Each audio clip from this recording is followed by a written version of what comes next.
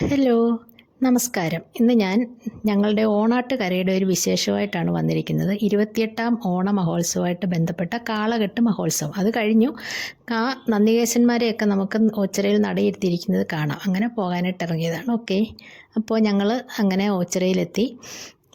നല്ല തിരക്കായിരുന്നു റോഡിലും എല്ലാം.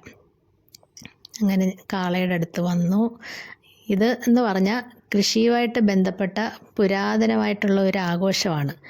അതായത് കാർഷിക വൃത്തിയുമായിട്ട് ബന്ധപ്പെട്ട് ജോലി ചെയ്യുന്നവർ ഈ കാളകളുടെ അവരുടെ കൃഷി ഇറക്കി കഴിഞ്ഞും അതേപോലെ വിളവെടുപ്പൊക്കെ കഴിഞ്ഞും ഈ കാളകളുടെ രൂപങ്ങളുണ്ടാക്കി ഓച്ചിറ ക്ഷേത്രത്തിൽ കൊണ്ടുവന്ന് സമർപ്പിക്കും.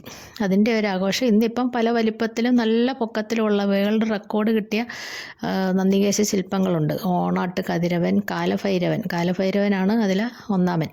പിന്നെ ഓണാട്ട് കതിരവൻ, അത് ഞങ്ങളുടെ കരയുടെയാണ്. 52 കരകളിൽ നിന്നുള്ള കാളകളാണ് വരുന്നത്, വലുതും ചെറുതുമായിട്ടുള്ള. പിന്നെ വജ്ര തേജോമുഖൻ, കൃഷ്ണപുരം കതിരോൻ, പുതിയിടം കതിരോൻ, അങ്ങനെ കുറേ ഉണ്ട്. എല്ലാത്തിനും ഓരോ പേരുമുണ്ട്. അങ്ങനെ ഇതെല്ലാം കണ്ട് ഞങ്ങൾ ഇങ്ങനെ കണ്ട ഇത് ചെറിയ കാളകളെല്ലാം ഒരു ഭാഗത്ത്, 1-ാം നമ്പർ വലിപ്പം അനുസരിച്ചാണ് അതിന് നമ്പർ കൊടുക്കുന്നത്. അതിനനുസരിച്ചാണ് കാളകൾ അവിടെ ഗ്രൗണ്ടിൽ കൊണ്ടുവരുന്നത്. സാധാരണ ചെറിയ കാളകളെയൊക്കെ മനുഷ്യർക്ക് വലിച്ചുകൊണ്ട് വരാം, പക്ഷേ വലുതിനെ ഒന്നും അങ്ങനെ വലിച്ചുകൊണ്ട് വരാൻ പറ്റില്ല, അത്രയ്ക്ക് വലിപ്പമുള്ളതാണ്. അതിനെല്ലാം ക്രെയിൻ ഉപയോഗിച്ചതാണ് ഇതെല്ലാം വലിച്ചുകൊണ്ട് വരുന്നത്. ഇത് കാണാൻ തന്നെ ഒരു അഴകാണ് നമുക്ക്. ഇത് കണ്ടോ, ഇത് ഒരു പഞ്ചലോഹ നിർമ്മിതമായിട്ടുള്ളൊരു നന്ദികേശ ശില്പമാണ്. ഇത് കാണുമ്പോൾ തന്നെ കണ്ടോ, അത് നല്ല ഭംഗിയാണത് കാണാനായിട്ട്. അങ്ങനെ പലതരത്തിലുള്ള കുഞ്ഞു കുട്ടികൾ വരെ അവരുടെ കഴിവിനനുസരിച്ചുള്ള രൂപങ്ങളുണ്ടാക്കി കൊണ്ടുവരും.